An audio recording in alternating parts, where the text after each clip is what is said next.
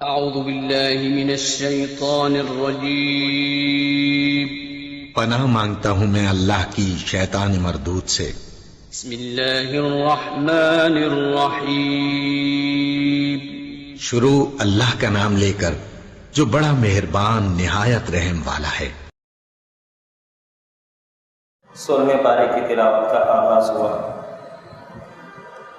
اور 15ویں پارے کا جو اختتام ہوا تھا کل، اس میں حضرت موسیٰ علیہ السلام اور حضرت خضر کا واقعہ چل رہا تھا، جو آج 16ویں پارے میں بھی وہ شروع ہوا۔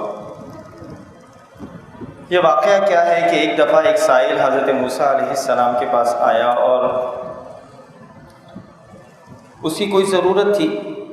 اس کے جواب میں حضرت موسیٰ علیہ السلام نے اس سے کہہ دیا کہ میں سب سے بڑا عالم ہوں، سب سے زیادہ علم میرے پاس ہے۔ تو اللہ رب العالمین کو یہ بات پسند نہیں آئی۔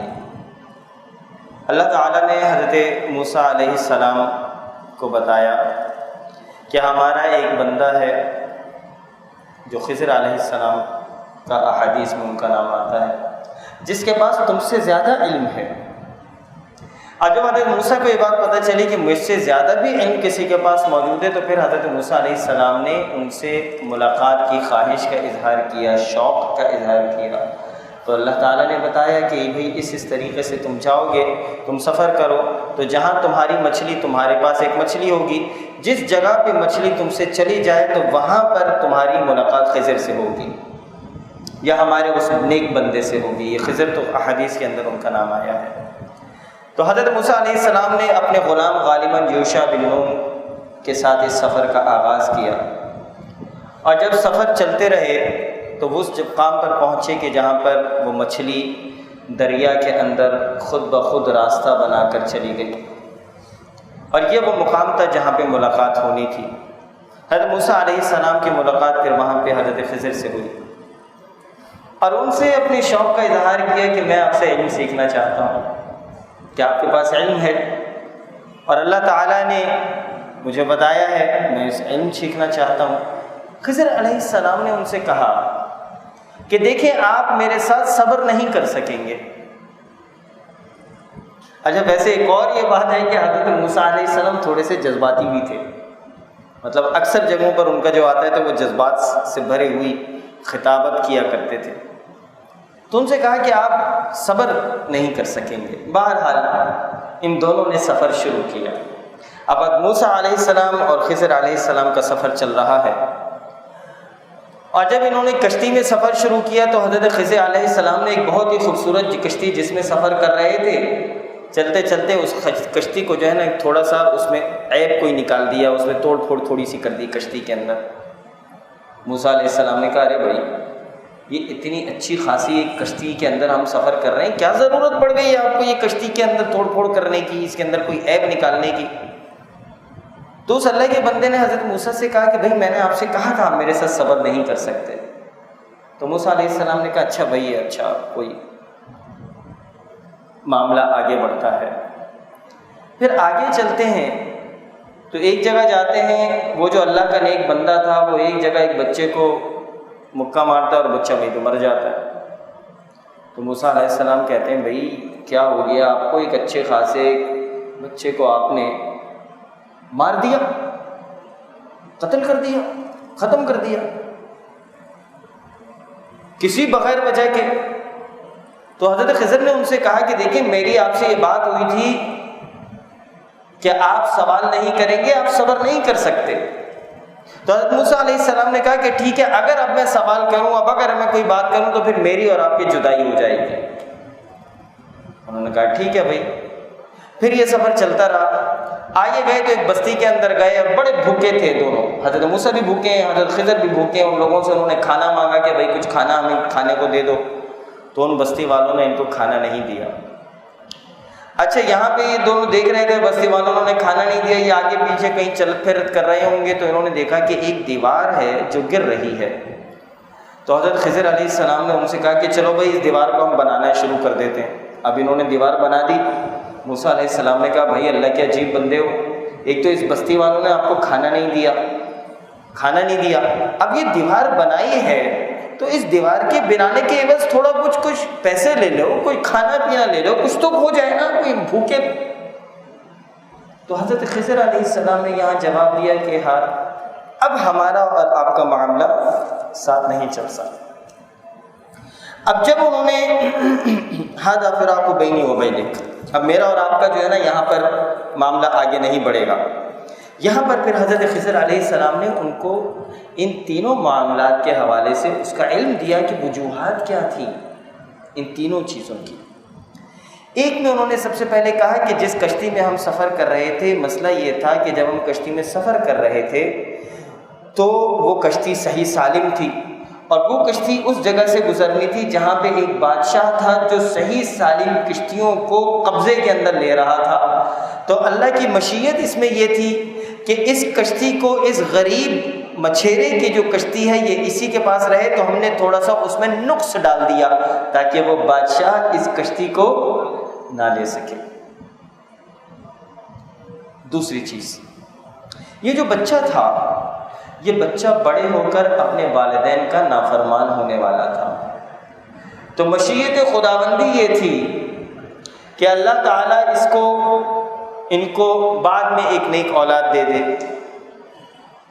اور یہ جو اولاد ہے یہ ماں باپ کی آلریڈی نافرمان بننے والا تھا، تو ہم نے اس کو وہیں پر ہی ختم کر دیا۔ یہ اللہ کی اس میں مشیت شامل حال تھی۔ تیسری بات انہوں نے یہ بات بولی کہ وہ جو دیوار گر رہی تھی، در حقیقت یہ دیوار، اس کے نیچے ایک خزانہ دفن تھا، اور یہ خزانہ 2 یتیم بچوں کا تھا، اور ان کے والد اس دنیا سے رخصت ہو گئے تھے، تو اللہ یہ چاہتا تھا، اس میں مشیت خداوندی یہ تھی کہ وہ یتیم بچے جوان ہو جائیں، اگر یہ دیوار گر جاتی تو بستی والے لوگ ان کا خزانہ نکال لیتے، تو ہم نے اس دیوار کو بنا دیا تاکہ وہ خزانہ وہاں پر موجود رہے۔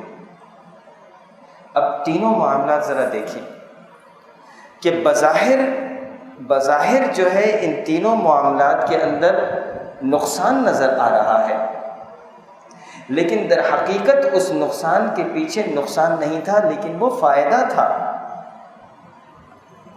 تو ہم اس واقعے سے، مجھے اور آپ کو یہ تربیت ملتی ہے، یہ دعوت ملتی ہے کہ بظاہر جو نظر آنے والی چیزیں ہیں ضروری نہیں ہے کہ وہ جو چیز ہے وہ اصل ہو، ضروری نہیں ہے، ہو سکتا ہے کہ اس کے پیچھے کوئی اور اللہ کی قدرت پوشیدہ ہو، اس لیے جلد بازی نہیں کرنی چاہیے۔ اور مومن کا معاملہ تو بڑا عجیب ہے کہ اس کے اوپر کوئی مشکل آتی ہے تو بھی وہ اللہ کا صبر اور شکر ادا کرتا ہے، اس کے پاس فراخی ہوتی ہے، اس کے پاس مال و دولت ہوتا ہے، وہ تنگ دستی میں نہیں ہوتا، تو پھر بھی اللہ کا شکر ادا کرتا ہے۔ دیکھیں، بظاہر اگر کوئی معاملہ ہو گیا، بظاہر کاروبار کے اندر نقصان ہو گیا، بظاہر بچوں کا کوئی ایسا معاملہ ہو گیا، بظاہر کوئی ایکسیڈنٹ ہو گیا، تو اس وقت بھی اللہ کا شکر ادا کریں۔ اور میں اکثر یہ بات کرتا ہوں کہ آج سے چند سال قبل جب میں سویڈن میں تھا، تو ان دنوں جب دعوت کے حوالے سے بڑی ایک خاص قسم کی مصروفیت تھی، اور وہاں پر ایک بہت بڑا مسئلہ ہوا۔ جب وہ مسئلہ ہوا تو اس کے بعد میں اپنی بہن سے بات کر رہا تھا، میری بہن سعودیہ میں مقیم ہے، جہاں پر ابھی میری والدہ بھی ہسپتال میں ہیں، وہ بھی ڈاکٹر ہیں، میری بہن، میرے بہنوئی بھی۔ تو میں ان سے بات کر رہا تھا اپنی بہن سے کہ بھائی مسئلہ بڑا ہو گیا، دعوت کے مسائل بڑے کھڑے ہو گئے ہیں یہاں پر۔ تو میری بہن نے مجھ سے کہا کہ دیکھو، تم اللہ کا شکر ادا کرو۔ تو انہوں نے مجھے یہ بات بتائی کہ آج ہی اتفاقاً ایک ایسی چیز ہوئی کہ جو میں تمہیں بتانا چاہتی ہوں۔ میں نے کہا کیا ہوا؟ تو کہنے لگی کہ وہ گائنی میں ہیں، ڈاکٹر جو ہیں بچے کی پیدائش جو ہوتی ہے اس کے حوالے سے۔ تو کہنے لگی کہ ایک عورت تھی، اس کے وہ حاملہ تھی، اور وہ تقریباً 8.5 مہینے ہو گئے تھے۔ ابھی اتفاقاً کل رات کو جب میں نے چیک کیا اور جب اس کی کچھ سلسلہ ہوا تو اس بچے کی دھڑکن نہیں تھی، بچے میں اب دھڑکن نہیں ہے، یعنی کہ بچہ اب ختم ہو چکا ہے۔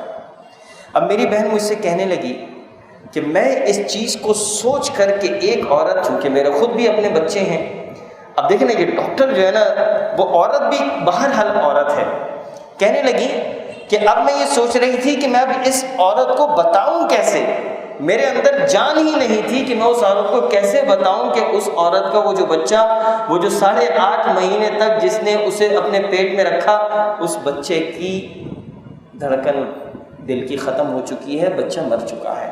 کہنے لگی کہ میرے اندر یہ ہمت نہیں تھی، میں نے دوسری ڈاکٹر سے بولا، میں نے ان سے کہا کہ کسی طریقے سے اب مطلب اس چیز سے وہ بہت ان کا غم زدہ بہت تھی۔ بہرحال دوسری ڈاکٹر نے جب اس خاتون کو یہ بات بتائی کہ یہ جو آپ کا بچہ ہے یہ ایکسپائر ہو چکا ہے، تو میری بہن کہنے لگی کہ میں اس وقت شدید حیران تھی کہ اس عورت کے منہ سے جو سب سے پہلا جملہ نکلا وہ تھا الحمدللہ، الحمدللہ، اللہ کا شکر ہے۔ وہ دیتا بھی تو اللہ کا شکر ہے، اس نے لے لیا تو بھی اللہ کا شکر ہے، ہم ہیں ہی اللہ کے۔ وہ اگر کچھ دیتا ہے تو اللہ کا شکر ادا کرو، اگر وہ کچھ روک لیتا ہے تو بھی اللہ کا شکر ادا کرو۔ اس کے بعد قصہ ذوالقرنین شروع ہوا۔ یہ ایک بادشاہ تھے، اور یہ بادشاہ جو تھے وقت کے بادشاہ، اللہ رب العالمین نے ان کے حوالے سے میں آپ کو اس کا سلیس ترجمہ سناتا ہوں کہ آپ سے ذوالقرنین کا واقعہ یہ لوگ دریافت کر رہے ہیں، آپ کہہ دیجئے کہ میں ان کا تھوڑا سا حال تمہیں پڑھ کر سناتا ہوں۔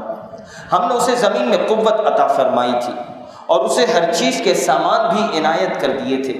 وہ ایک راہ کے پیچھے لگا، وہ ایک راستے پر چلا، یہاں تک کہ سورج ڈوبنے کی جگہ تک پہنچ گیا اور اسے ایک دلدل کے چشمے میں غروب ہوتا ہوا پایا، یعنی کہ وہ دنیا کے ایک کونے تک وہ پہنچ گئے۔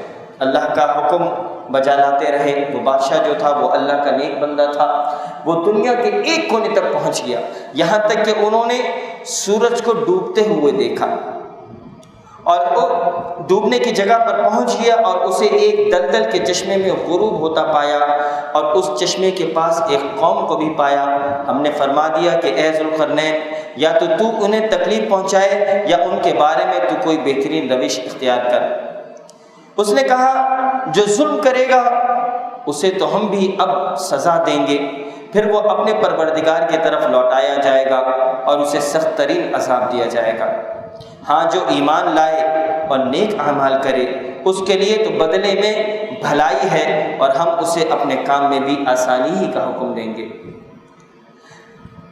پھر حضرت ذوالقرنین نے ایک طرف تو فتح کر لی، اب دوسری طرف فتح کرنے کے لیے نکلے۔ پھر وہ اور راہ کے پیچھے لگا، یہاں تک کہ جب سورج نکلنے کی جگہ تک پہنچا تو اسے ایک ایسی قوم پر نکلتا پایا کہ ان کے لیے ہم نے اس سے اور کوئی اوٹ نہیں بنائی۔ واقعہ ایسا ہی ہے اور ہم نے اس کے پاس کی کل خبروں کا احاطہ کر رکھا ہے۔ وہ پھر ایک سفر کے سامنے لگا، یہاں تک کہ جب وہ 2 وادیوں کے درمیان پہنچا، یعنی کہ حضرت ذوالقرنین نے دنیا کے ایک حصہ اور پھر دوسرے حصے تک اللہ رب العالمین کے دین کو پہنچایا، اور پھر یہاں تک کہ جب وہ دیوانوں کے درمیان پہنچا، ان دونوں کے پرے اس نے ایک ایسی قوم پائی جو بات سمجھنے کے قریب نہ تھی۔ اب وہ ایسی قوم کے اوپر ان کا گزر ہوا جو بات نہیں سمجھتے تھے۔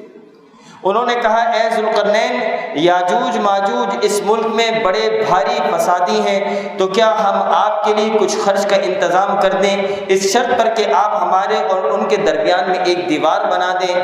اس نے جواب دیا کہ میرے اختیار میں میرے پروردگار نے جو رکھا ہے وہی بہتر ہے، تم صرف قوت اور طاقت سے میری مدد کرو، میں تم میں اور ان میں مضبوط حجاب بنا دیتا ہوں، مجھے لوہے کی چادریں لا دو۔ یہاں تک کہ جب ان دونوں پہاڑوں کے درمیان میں دیوار کو برابر کر دیا تو حکم دیا کہ آگ تیز جلاؤ، تا وقتے کے لوہے کی ان چادروں کو بالکل آگ کر دیا تو فرمایا میرے پاس لاؤ اس پر پگھلا ہوا تانبا تاکہ میں اس کے اوپر ڈالوں۔ یعنی کہ وہ جو فسادی قوم تھی جو دوسری قوم کو تنگ کر رہی تھی، یاجوج ماجوج، حضرت ذوالقرنین نے اس فسادی قوم اور دوسری قوم کے درمیان میں ایک دیوار بنا دی، تانبے کی سیسا پلائی ہوئی دیوار بنا دی۔ پس تو ان میں اس دیوار کے اوپر چڑھ، پس تو ان میں اس دیوار کے اوپر چڑھنے کی طاقت تھی اور نہ اس میں کوئی سوراخ کر سکتے تھے۔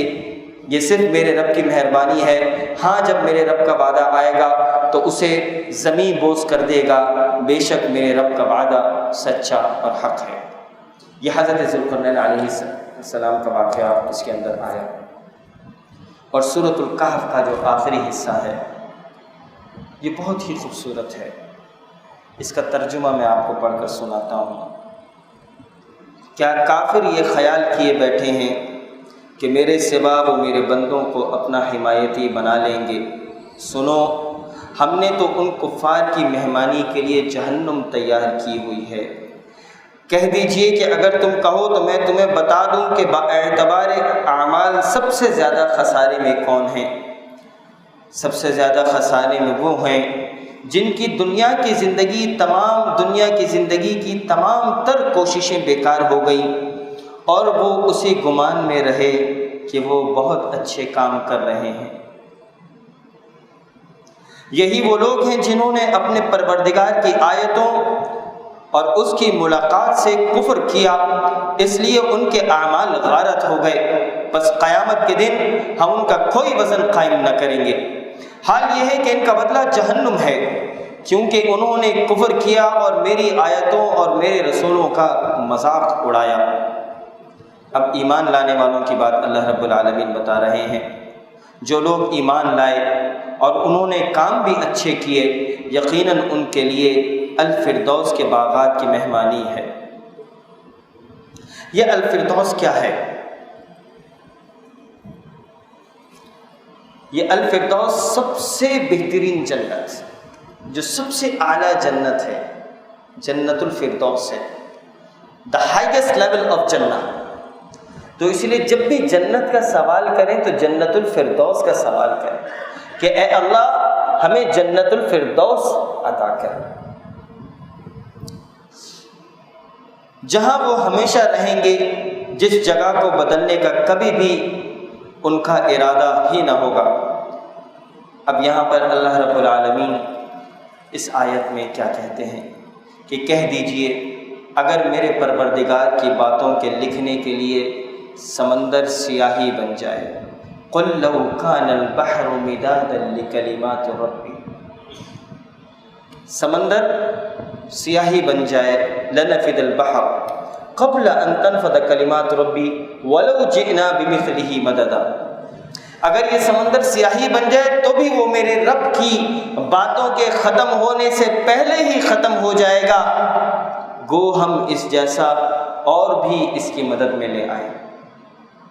اور ایک اور جگہ ہے کہ یہ سارے درخت قلم بن جائیں اور اللہ رب العالمین کی تعریف کرتے رہیں، تب بھی یہ ساری چیزیں ختم ہو جائیں گی اور رب العالمین کی تعریف نہیں ختم ہوگی۔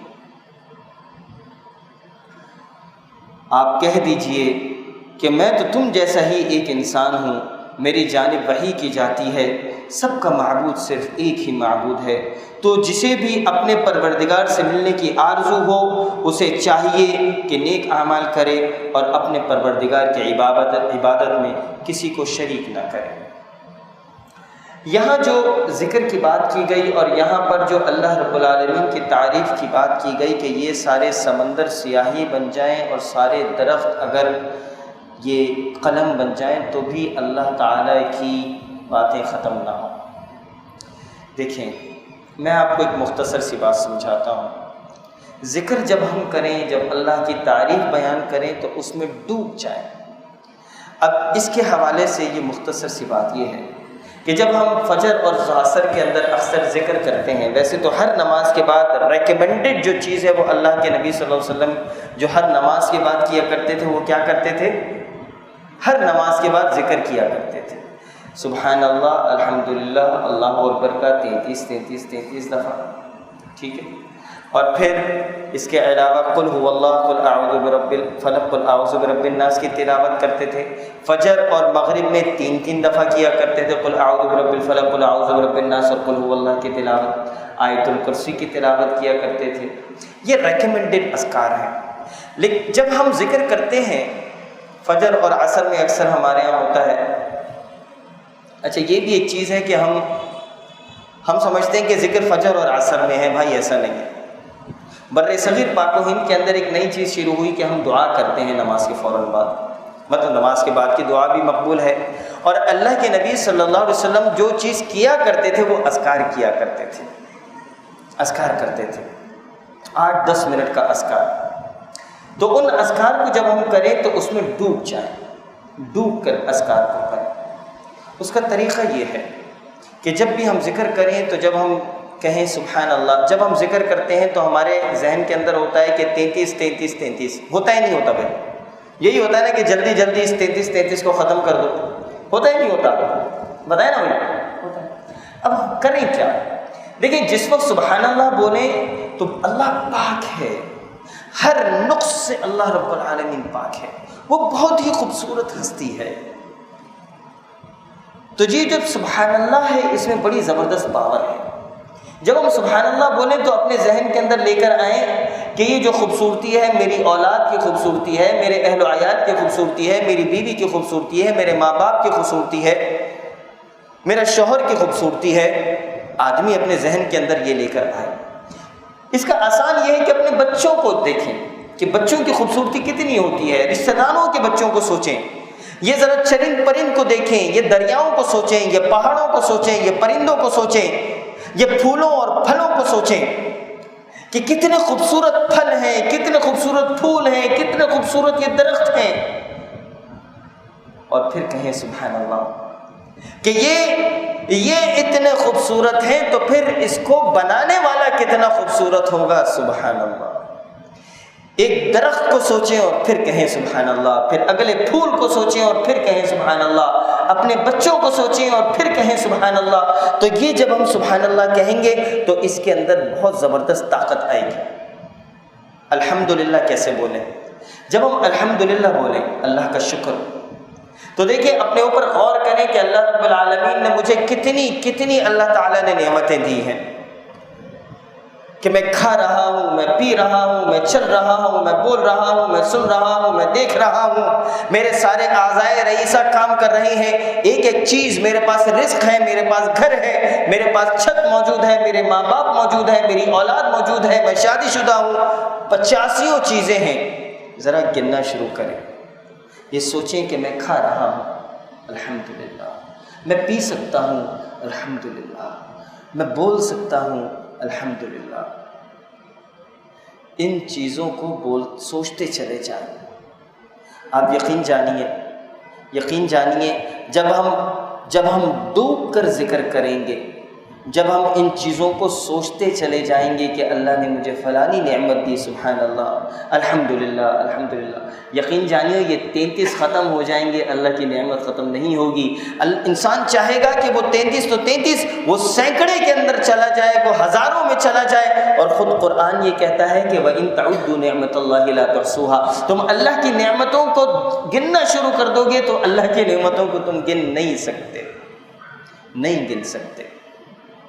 اس لیے ڈوب کر، اور تیسری چیز جب اللہ اکبر بولے تو ذہن کے اندر لے کر آئیں اپنی پریشانیوں کو، اپنے مسائل کو، اپنی مشکلات کو، اپنی دعاؤں کو، جو بھی آپ دعا کرنا چاہتے ہیں، جس پریشانی میں ہم مبتلا ہیں، اور اس پریشانی کو سوچیں، اور اس پریشانی کو سوچنے کے بعد زبان سے نکالیں اللہ اکبر، اے اللہ یہ پریشانی تو بہت چھوٹی ہے، اے اللہ تو بہت بڑا ہے، اللہ اکبر، تو چاہے تو اس پریشانی کو ختم کر دے، اللہ اکبر۔ اس طریقے سے ذکر کریں، اس کو یاد کریں، اس کی فکر کریں۔ مجھے غرض کسی سے نہ واسطہ، مجھے کام اپنے ہی کام سے، تیرے ذکر سے، تیری فکر سے، تیری یاد سے، تیرے نام سے۔ اس کے بعد سورہ مریم کی تلاوت شروع ہوئی۔ سورہ مریم کے اندر یہاں پہ حضرت زکریا علیہ السلام کا تذکرہ آیا کہ حضرت زکریا علیہ السلام کو اللہ تعالیٰ نے اولاد دی اور اولاد کی بشارت دی۔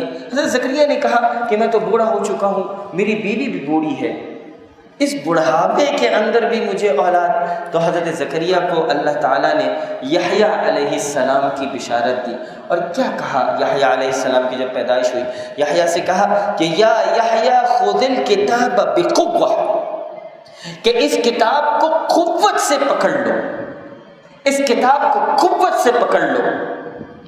یہ جتنے بھی انبیاء آئے، جتنے بھی رسول آئے اور جن کے پاس بھی اللہ رب العالمین نے کتابیں بھیجی، ان کے پاس یہ دعوت بھیجی گئی کہ اس کتاب کو مضبوطی سے تھام لے، اور خود قرآن مجھے اور آپ کو یہ بات کہتا ہے وَاعْتَصِمُوا بِحَبْلِ اللَّهِ جَمِيعًا وَلَا تَفَرَّقُوا، کہ اس قرآن کو، اللہ کی رسی کو مضبوطی سے تھام لو۔ اللہ کا جو معجزہ، اللہ کی جو رسی آج میرے اور آپ کے پاس موجود ہے، یہ قرآن ہے۔ اس قرآن کو مضبوطی سے تھام لو۔ اس کے بعد حضرت مریم علیہ السلام کو بشارت دی گئی کہ عیسیٰ علیہ السلام کی پیدائش ہوگی۔ اب آپ یہاں کے دیکھیں کہ حضرت مریم پریشان کہ کس طریقے سے، مجھے تو کسی مرد نے نہیں چھوا، اور میں جب لوگوں کے پاس جاؤں گی، کیونکہ حضرت مریم جو تھی وہ حضرت زکریا ان کے خالو تھے، حضرت مریم کے خالو حضرت زکریا تھے، حضرت زکریا کو بھی اللہ تعالیٰ نے حضرت یحییٰ نبی بنا دیا، اور پھر جب حضرت زکریا مریم علیہ السلام کے پاس آئے، حضرت مریم کے جو والد تھے انہوں نے یہ دعا کی تھی کہ اے اللہ جب مجھے اولاد ہوگی تو میں اس اولاد کو تیرے لیے لگا دوں گا، تو وہ سمجھ رہے تھے کہ بیٹا ہوگا، وہاں بیٹی ہو گئی، انہوں نے اپنی بیٹی کو اس دین کے لیے لگا دیا، اور وہ عبادت کے اندر مستقل لگی ہوتی تھی۔ جب وہ عبادت کے اندر تھی تو جب زکریا علیہ السلام ان کے پاس آتے تھے تو وہ دیکھتے تھے کہ حضرت مریم کے پاس خود بخود کہیں سے کھانا اور پینا آتا ہے۔ انہوں نے پوچھا بھائی یہ کون دے رہا ہے؟ تو انہوں نے کہا کہ یہ اللہ رب العالمین دیتا ہے، اور پھر وہاں پہ بشارت دی حضرت عیسیٰ کی۔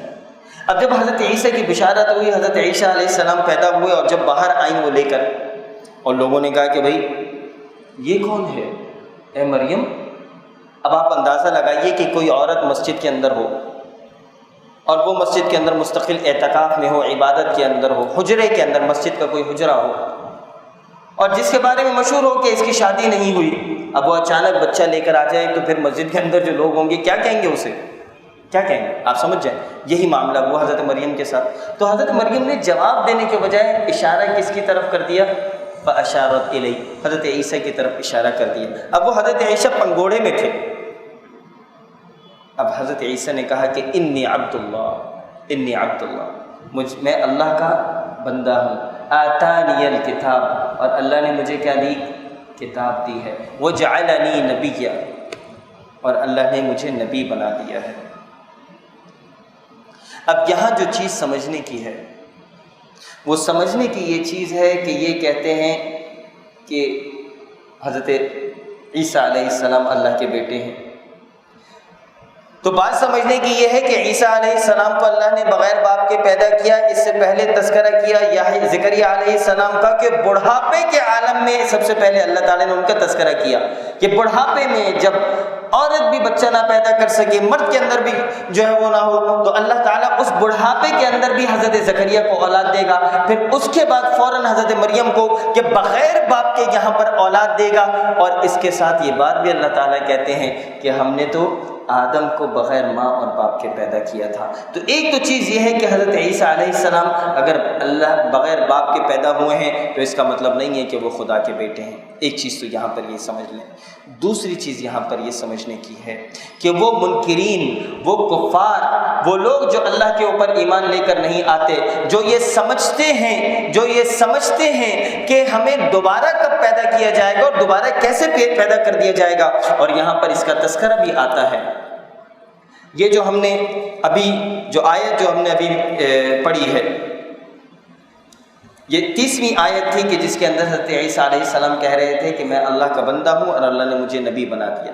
اور جب آگے چل کر یہاں پر بات آتی ہے اس کے اندر یہ بات سمجھنے کی ہے کہ یہ جو تذکیر ہے اس کے اندر ہمارے لیے سمجھنے کی یہ بات ہے کہ اللہ تعالیٰ اسباب کا محتاج نہیں ہے، اللہ تعالیٰ اسباب کا محتاج نہیں ہے، وہ بڑھاپے کے عالم میں بھی پیدائش کر سکتا ہے، وہ بغیر باپ کے بھی پیدائش کر سکتا ہے، وہ بغیر ماں اور باپ کے بھی پیدائش کر سکتا ہے، اور وہ پہلی دفعہ پیدا کرنے پہ بھی قادر ہے، اور موت کے بعد جب دوبارہ اٹھایا جائے گا تو دوسری دفعہ پیدا کرنے کے اوپر بھی تمہیں قادر ہے۔ اور اللہ یہاں پہ یہ بات بھی عرض کرتے ہیں، اللہ یہاں پر اسی بارے میں یہاں پر یہ بات بھی آتی ہے کہ یہ بتاؤ کہ پہلی دفعہ پیدا کرنا مشکل ہے یا دوسری دفعہ پیدا کرنا مشکل ہے؟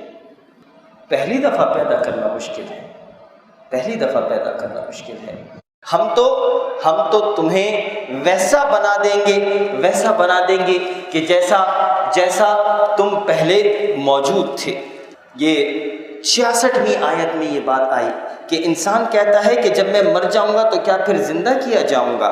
وَيَقُولُ الْإِنسَانُ أَإِذَا مَا مِتُّ لَسَوْفَ أُخْرَجُ حَيًّا أَوَلَا يَذْكُرُ الْإِنسَانُ، کیا یہ انسان اتنا بھی یاد نہیں رکھتا کہ أَنَّا خَلَقْنَاهُ مِن قَبْلُ وَلَمْ يَكُ شَيْئًا، ہم نے اس سے پہلے اسے پیدا کیا ہے حالانکہ وہ کچھ بھی نہ تھا۔ پہلی دفعہ جب ہم نے اسے پیدا کیا تھا تو وہ کچھ نہیں تھا، دوسری دفعہ جب پیدا کریں گے تو کچھ تو وہ ہوگا۔ جب پہلی دفعہ پیدا کیا تھا تو کچھ نہیں تھا۔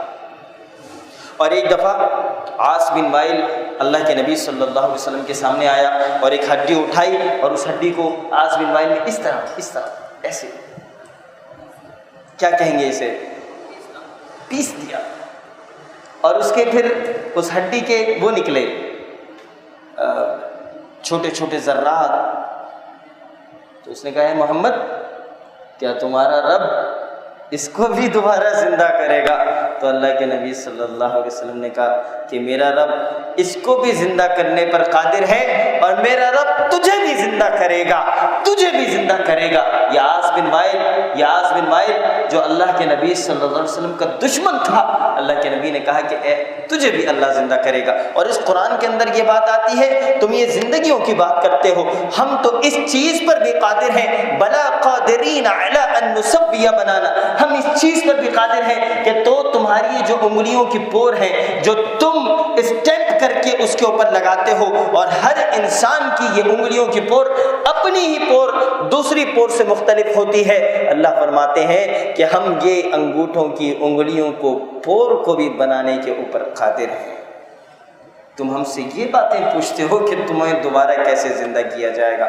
تو اللہ تعالیٰ کسی اسباب کے محتاج نہیں ہے، ہم ہیں اسباب کے محتاج۔ اس کے بعد حضرت ابراہیم کا تذکرہ ہوا کہ حضرت ابراہیم علیہ السلام اپنے باپ سے کہہ رہے ہیں کہ اے ابا، میں آپ کو کھلی ہوئی گمراہی کے اندر دیکھتا ہوں، شیطان کی عبادت نہ کریں، لا تعبد الشیطان۔ اب یہاں پر یہ بات سمجھنے کی ہے کہ ان کا جو باپ تھا کہ کہیں ایسا تھا کہ کہیں شیطان کہیں بیٹھا ہوا ہوگا اور ان کا حضرت ابراہیم کا باپ جاتا ہو شیطان کی عبادت کرتا ہو، اور یہ جو الفاظ ادا ہوئے کہ لا تعبد الشیطان، کہیں انہوں نے اپنے باپ کو دیکھا نہیں تھا کہ شیطان کہیں بیٹھا ہوا ہو اور اس کی جا کے عبادت کر رہے ہوں، وہ دیکھتے یہ تھے کہ ان کا باپ بتوں کی عبادت کرتا تھا۔ اس کا مطلب یہ ہے کہ جو اللہ کی عبادت نہیں کرے گا اور اللہ کے علاوہ جس کی بھی عبادت کرے گا تو در حقیقت وہ شیطان کی عبادت کرے گا۔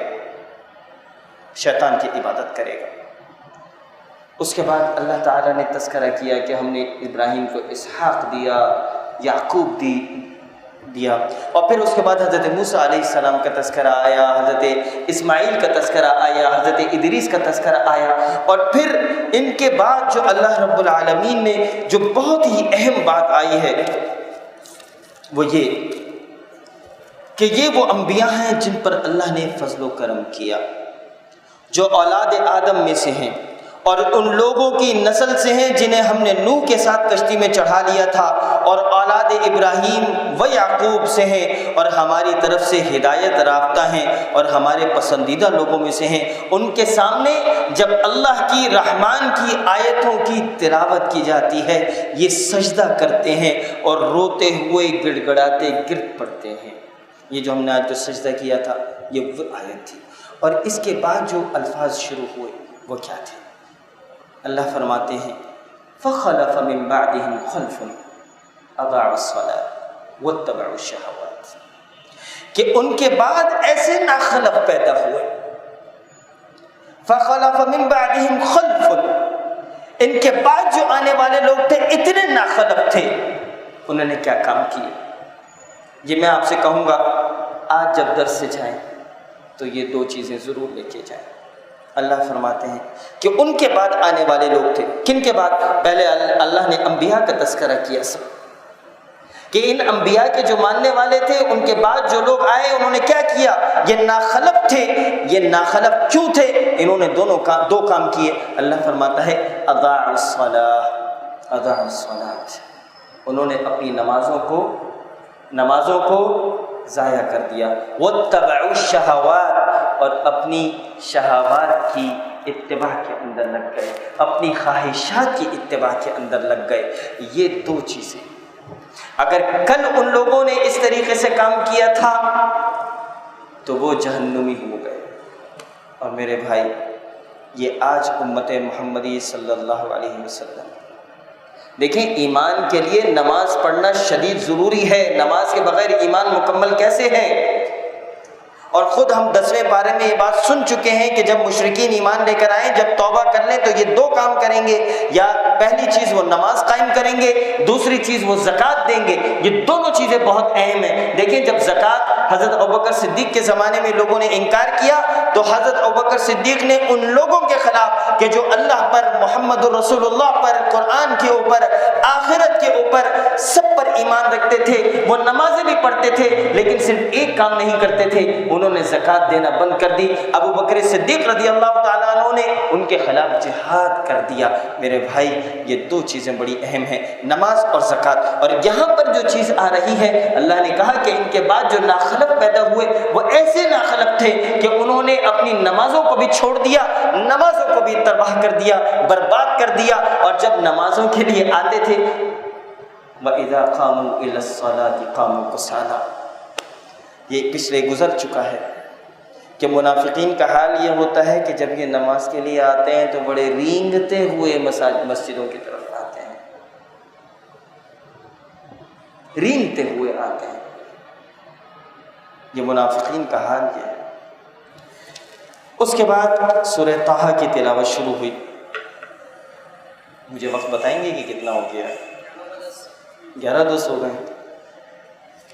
اس کو ہم سورہ طٰہٰ کی تلاوت ہوئی. سورہ طٰہٰ کی تلاوت میں حضرت موسیٰ علیہ السلام کا تذکرہ آتا ہے. یہ سارا تذکرہ میں آلریڈی آپ کے سامنے بیان کر چکا ہوں. ایک چیز جو بڑی اہم ہے وہ یہ ہے کہ حضرت موسیٰ علیہ السلام نے کیا دعا کی، ہم سب دعوت دینے والے بن جائیں، ہم سب دین کی دعوت دینے والے بن جائیں. دیکھیں آپ جو لوگ یہاں پر موجود ہیں، آج جب آپ یہ جائیں تو لوگوں کو، اپنے گھر والوں کو، دوستوں کو، احباب کو، سب کو دعوت دیں.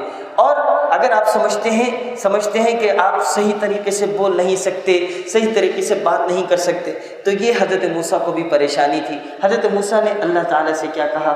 رب اشرح لی صدری، اے اللہ میرے سینے کو کھول دے، میں دعوت دینا چاہتا ہوں، میں لوگوں کو بتانا چاہتا ہوں، تیری طرف بلانا چاہتا ہوں. رب اشرح لی صدری ویسر لی امری، اور میرے لیے کاموں کو آسان کر دے. واحلل عقدۃ من لسانی، میری زبان کو، اس کو کھول دے، اس کے اندر کوئی لغنت ہو، اس کے اندر کوئی مسئلہ ہو، اس کو اندر شیرینی پیدا کر دے. یفقہوا قولی، اور جو میں بات کروں تو وہ بہترین عمل کے ساتھ ہو، بہترین بات میری طرف سے لوگوں کو پہنچا دے. یہ دعا ہر ایک یاد کر لے. سورہ طٰہٰ کے اندر یہ آتی ہے، اور یہ دعا آیت نمبر 25 سے ہے یہ دعا. اس کے بعد یہ پورا تذکرہ حضرت موسیٰ علیہ السلام کا کہ کس طریقے سے موسیٰ علیہ السلام اور جادوگروں کا معاملہ ہوا، یہ سارا میں آلریڈی آپ کے سامنے بیان کر چکا ہوں. آخر میں جو چیز آئی، آخر میں یہ چیز آئی سورہ طٰہٰ کے آخر میں کہ دیکھو یہ ہم سب کے لیے ہے کہ ومن اعرض عن ذکری. دیکھیں آج اگر پاکستان میں مسئلہ ہے، امت مسلمہ کے ساتھ اگر مسئلہ ہے تو اس کی کچھ بنیادی چیزیں ہیں. بنیادی وجوہات یہ ہیں کہ اللہ کہتا ہے ومن اعرض عن ذکری، جس نے میرے ذکر سے اعراض کیا. اور جو ذکر ہے وہ یہ قرآن موجود ہے، یہ قرآن و سنت ہے. ومن اعرض عن ذکری، جس نے میرے قرآن سے، جس نے میرے نبی کریم صلی اللہ علیہ وسلم کی سنت سے اعراض کیا، جس نے اس پورے احکام کو چھوڑ دیا. ومن اعرض عن ذکری فإن له معیشۃ ضنکا، میں ان کی معیشت کو ایسے جکڑ دیتا ہوں، ان کی معیشت کو. اس قرآن سے اگر اعراض کرو گے، اس قرآن سے دور ہٹ جاؤ گے، اللہ فرماتا ہے ومن اعرض عن ذکری فإن له معیشۃ ضنکا ونحشره یوم القیامۃ اعمی، اور قیامت کے دن انہیں اندھا کھڑا کیا جائے گا. قال وہ کہیں گے رب لم حشرتنی اعمی، اے اللہ، اے میرے رب، مجھے اندھا کھڑا کیا ہے، وقد كنت بصیرا، میں تو دیکھ سکتا تھا، میں جب دنیا کے اندر تھا میری تو آنکھیں موجود تھیں۔ اللہ رب العالمین کیا کہیں گے؟ قال كذلك اتتك آیاتنا فنسیتها، میرے تیرے سامنے قرآن کی آیات سنائی جاتی تھی، تیرے سامنے قرآن کی بات بتائی جاتی تھی، تیرے سامنے ہمارے رسول آئے، تیرے سامنے ہمارے انبیاء آئے، تیرے سامنے یہ کتابیں موجود تھیں، تیرے سامنے دعوت کا کام تھا۔ كذلك اتتك آیاتنا، تو نے میری آیات کو بھلا دیا، تو نے میری تذکیر کو بھلا دیا۔ كذلك اتتك آیاتنا، تو نے یہ سب کچھ بھلا دیا۔ فنسیتها، ہم بھی تجھے بھلا دیں گے۔ وكذلك اليوم تنسى، آج ہم تجھے بھلا دیں گے۔ جب تیرے سامنے قرآن کی آیات سنائی جاتی تھی، پڑھی جاتی تھی، بتائی جاتی تھی، تو نے ان قرآن کی آیتوں کو بھلا دیا تھا۔ اس لیے میرے بھائی اس قرآن سے رشتے کو مضبوط کرنا ہے۔ اقول قولی ھذا استغفر اللہ لی ولکم ولسائر المسلمین والحمد للہ رب العالمین۔